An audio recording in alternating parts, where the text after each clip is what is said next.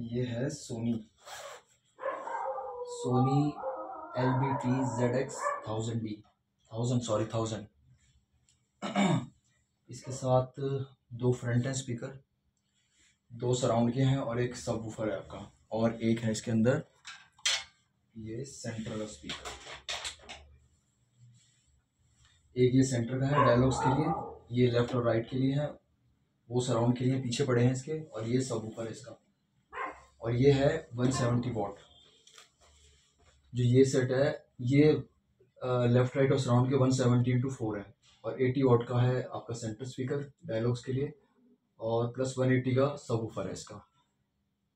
अभी इसके अंदर, और इसके अंदर ट्विटर कितने हैं यार, दो ट्विटर यहाँ पे है, दो इसमें है, मतलब फ्रंट में 4 ट्विटर हैं और सराउंड में भी 4 ट्विटर हैं इसके अंदर। और ये है इसका स्पेसिफिकेशन 170x4, यानी 170 के 4 स्पीकर हैं इसमें, लेफ्ट राइट और सराउंड के। 80 का डायलॉग का इसका सेंटर, और 180 का है सब वूफर इसके लिए। 3 DVD changer, Dolby digital Pro Logic 2, मतलब इसके अंदर साउंड आएगा आपका 5.1 के अंदर, DTS DVXX, और एयर इनटेक। इसमें दो फैन है, एक बैक में फ़ैन है और एक बीच में फ़ैन है। वो तब ऑन होता है जब ये ज़्यादा हीटअप हो जाता है। दो दो ट्विटर लगे हुए हैं इसके अंदर, फ्रंट के अंदर ये सब ऊपर और दो सराउंड के। बहुत बड़ा सेट है यार, तो इसमें आ ही नहीं रहा। और ये इसका एयर इनलेट का है,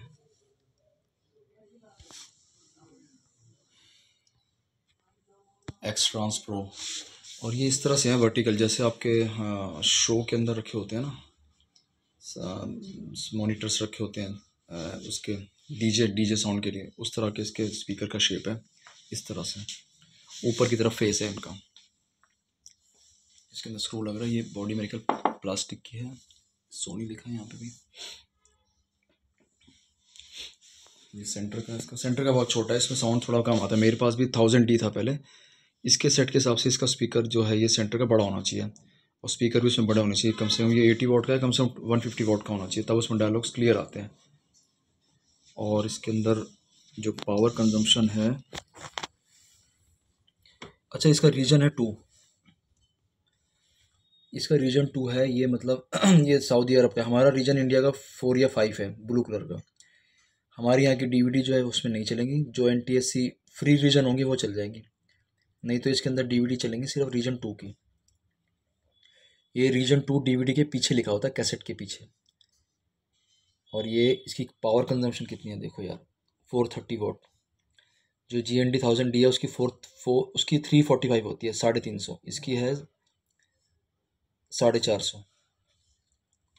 और ये सब इसमें डॉल्बी डिजिटल के मार्कों के सब निशान दे रखे हैं इसके अंदर। एक फ़ैन यहाँ पे, एक फ़ैन इसके अंदर बीच में बॉडी में।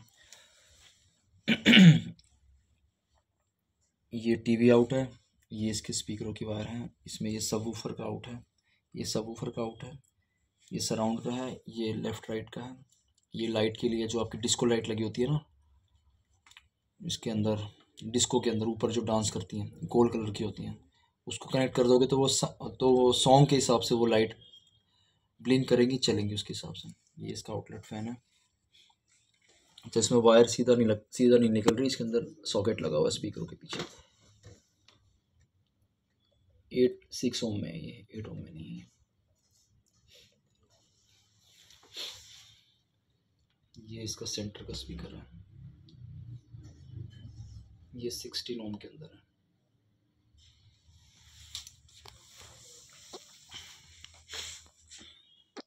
अब इस सेट के अंदर दिक्कत क्या हो रही है, इसके अंदर कैसेट प्लेयर की सर्विस चाहिए इसके अंदर। जब तक कैसेट प्लेयर की सर्विस नहीं होगी, अब इसके अंदर ये इसका डेमो आ रहा है, double tweeter Sony demo D light sync, जो डिस्को लाइट चलती हैं आपकी डिस्को थिक के अंदर, वो चल जाएगी, इसके साथ अटैच हो जाएगी। और वो लाइट सॉन्ग के हिसाब से चलेगी। कैराओके हो गया आपका, आप इसके साथ माइक लगा के गाना गा सकते हो। नीचे दे रखे हैं 2 माइक हैं इसके अंदर, 2 माइक इको भी है उसके अंदर। High power DVT system, normal lens लग रहा है उसके अंदर, 313 लगा इसके अंदर। Pro Logic 2 DTS digital cinema sound, DVX भी एक एक्स ट्रांस प्रो, इसके अंदर DVX एक कैसी DVD की एक वो थी आपकी, जैसे DVD के अंदर जो फॉर्मेट होते हैं ना आपकी DVD कैसेट के अंदर, उसके अंदर एक ये होती थी, इसके अंदर बहुत सारी फिल्में चल जाती थी DVX के अंदर। 22 सेंटीमीटर सब ऊपर, मेरे ख्याल ये सब ऊपर इसका 10 इंच का है लगभग। ऊपर भी दे रखी है इसके अंदर X beat, X round, beat pro, और ये दे रखा है speaker X round off, X round job, random, beat mix, beat max, beat jump, wave, radar और बैलेंस। अभी इसके अंदर प्रॉब्लम क्या आ रही है, इसको ऑन करते ही ये कैसेट प्लेयर नहीं चल रहा तो वो इजेक्ट मोड में चला जाता है। हाँ, साउंड नहीं खुल रहा है इसका, इजेक्ट मोड में आ गया, अभी बंद हो जाएगा। वैसे तो अभी मैंने इसको बाईपास कर दिया है, कि जो वायर है मैंने निकाल दिए हैं कैसेट प्लेयर। ये बहुत डस्टी है, इसको भी मैं साफ़ करूँगा, बहुत डस्टी है, बहुत डस्ट है इसके अंदर, मिट्टी भरी हुई है इसके अंदर बहुत सारी, चारों तरफ कोने में मिट्टी है इसके अंदर, डस्ट है बहुत, कैसेट प्लेयर के अंदर भी डस्ट है। अभी मैंने इसकी जो कैसेट प्लेयर का जो वायर है, प्लेट वायर है, वो मैंने निकाल दिया, उससे से इसमें पावर नहीं आ रही। मुझे लगा शायद उसको बाईपास करने से, निकालने से ये इजेक्ट मोड हट जाएगा, लेकिन वो नहीं हटा। अभी मैं इसको साफ़ करके ऑयलिंग करके, वॉश करके ऑयलिंग करके इसकी बेल्ट नहीं डालूंगा, जिससे कि बेल्ट टाइट होने से पूरा फंक्शन करता है। क्योंकि बेल्ट लूज होने से कई बार क्या होता है, जो हेड होता है, पिंच लोअर तो ऊपर नीचे आ रहे हैं डेमो के अंदर भी, लेकिन हेड रोटेट नहीं कर रहा। हेड रोटेट करने के लिए बहुत ज़्यादा पावर चाहिए होती है मोटर से, जो पिंच लोअर के अंदर जो पावर जा रही होती है, जब बेल्ट टाइट होगी तभी वो पिंच लोअर को घुमाएगी, और पिंच लोअर के नीचे जो गेयर हैं वो घूम के इसको घुमाएंगे। क्योंकि जब ये हेड घूमता है ना तो वो बहुत टाइट हो जाता है, वो तब घूमेगा जब बेल्ट एकदम टाइट होगी, जितना उसको चाहिए उतनी टाइट नहीं होगी तो वो उसको घुमा नहीं पाएगा, वो बेल्ट स्लिप होती रहेगी उसके अंदर, वो हेड रोटेट नहीं कर रहा। बस इसको पिंच रोलर को इधर उधर कर रहा था, और ये चल रहा था, ये सेक्शन नहीं चल रहा है इसका। इसमें ये दोनों अलग अलग हैं, ये यहाँ से खुल जाते हैं।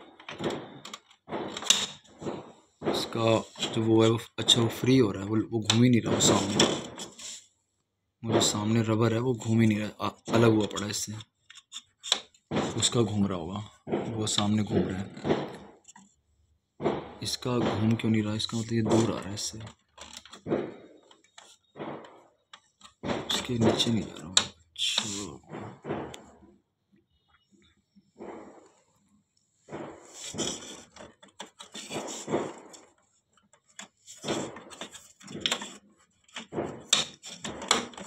चला गया, अब ये भी आराम से खुलेगा।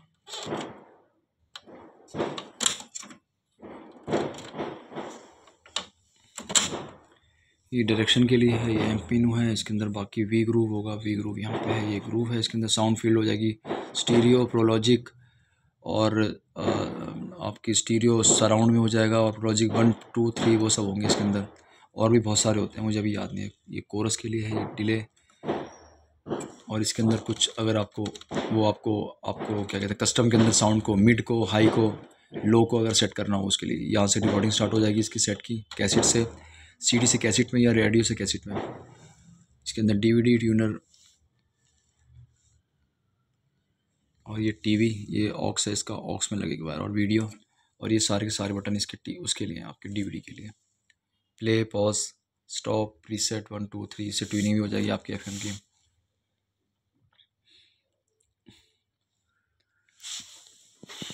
काफ़ी बड़ा सेट है यार, इतने पे भी फ़ोटो नहीं आती इसके अंदर।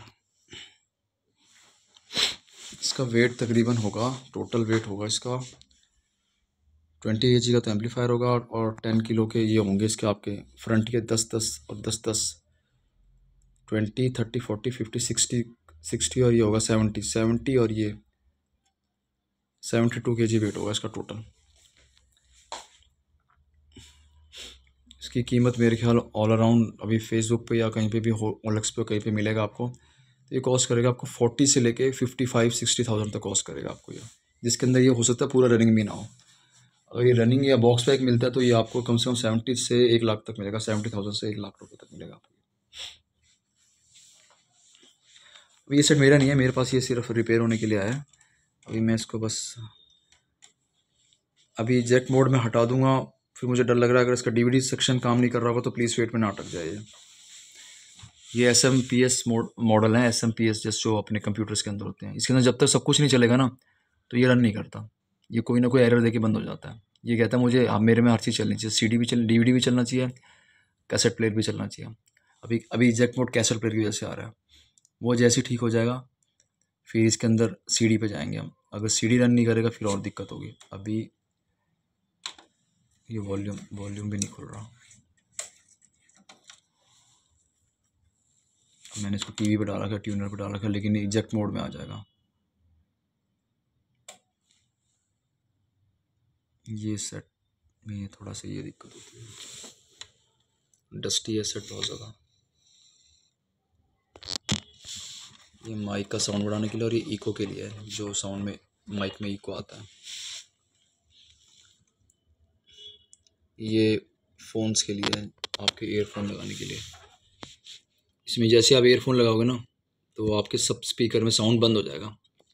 जैसे इसमें आप वायर लगाओगे सब स्पीकर में साउंड बंद हो जाएगा। आप सोच के देखो, अगर आपने अगर ये इसके अंदर एक पिन होती है, अगर वो